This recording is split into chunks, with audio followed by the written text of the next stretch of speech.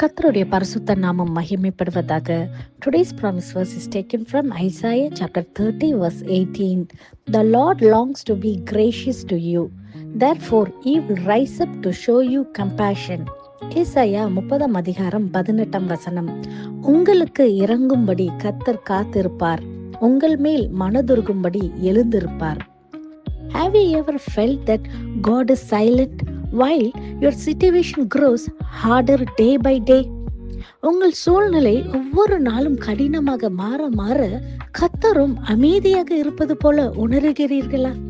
இந்த நாளிலே தேவன் நமக்கு கொடுக்கும் நம்பிக்கையின் வாக்குத்தத்தத்தின் மூலமாக அவர் சொல்லுகிறார், உங்களுக்கு இறங்கும்படி கர்த்தர் காத்திருக்கிறாராம்.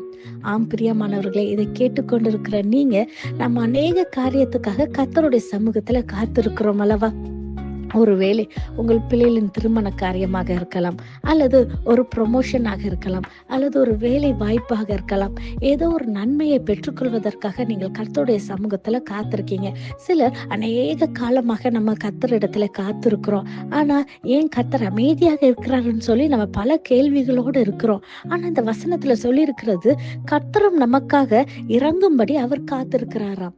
கர்த்தர் எதற்காக காத்திருக்கிறார்? அவருடைய வேலை வரும்படி, பிதாவுடைய வேலை வருவதற்காக அவரும் காத்திருக்கிறாராம். இந்த காத்திருக்கிற காலத்துல நம்ம முற்றிலுமாக நம்ம கமிட்மெண்டோட கர்த்தருடைய சமூகத்துல நம்ம முழுமையாக அவருடைய சமூகத்துல ஒப்பு கொடுத்து நம் உண்மையாக அவரை நேசித்து ஆராதித்து ஜெபிக்கும் பொழுது நிச்சயமாகவே கர்த்தர் அவருடைய வேலையிலே நமக்கு அந்த காரியத்தை அவர் செய்ய வல்லவரா இருக்கிறார். நம்ம பாவத்திலிருந்து, நம்மளுடைய சாபத்திலிருந்து, நம்மளுடைய அக்கிரமங்களிலிருந்து நம்ம வெளிவந்து நம் பரிசுத்த வாழ்க்கையில நம் பரிசுத்தமான ஜீவியத்துல நாம் நடந்து அவரை கை கொள்ளும் போது, அவருடைய வார்த்தைகளை கை கொள்ளும் போது நிச்சயமாகவே அவர் நமக்கு மனதிருக்கும்படி அவர் நமக்காக எழுந்திருப்பாராம். பிரியமானவர்களே, நம் கர்த்தர் மனதிருக்கும் உள்ள தேவனாகிய கர்த்தராக இருக்கிறார். இந்த நாளிலே அவர் உங்களுக்கு மனதிறங்கும்படி, அவர் மேல மனதிறங்கி இறங்கும்படியாக அவர் காத்திருக்கிறார். பிரியமானவர்களே, இதை விசுவாசிக்கிறீங்களா? நிச்சயமாக உங்கள் காத்திருக்கிற காரியத்துல கர்த்தர் அவர் விடுதலை தருவார்.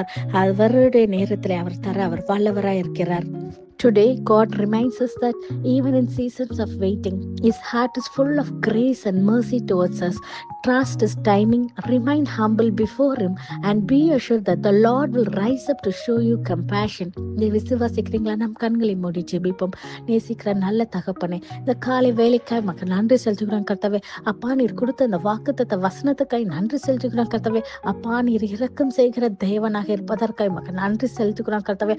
அப்பா, நீர் எங்களுக்காக மனதிறங்கும்படி, அப்பா, நீர் எழுந்திருப்பதற்காக மக்க நன்றி செலுத்துகிறோம் கர்த்தாவே. அப்பா, இந்த விசுவாசத்தோட இந்த வசனத்தை ஜெபித்து ஆண்டவரே இடத்துல காத்திருக்கிற பிள்ளைகளுக்கு கர்த்தாவே, அப்பா, இந்த நாளிலே கர்த்தாவே அவங்க காத்திருக்கிறதுக்கு ஒரு முடிவை கட்டளிட்டு அப்பா அற்புதங்களை செய்யுங்கப்பா. உண்மையே நம்பியிருக்கிறோம் கர்த்தாவே. நாங்கள் ஒருபொழுது வெட்கப்பட்டு போகாதபடி செய்யுங்க. இயேசுவின் மூலம் ஜெபிக்கிறோம். ஜெபம் கேட்டபடியால் ஆமென். God bless you.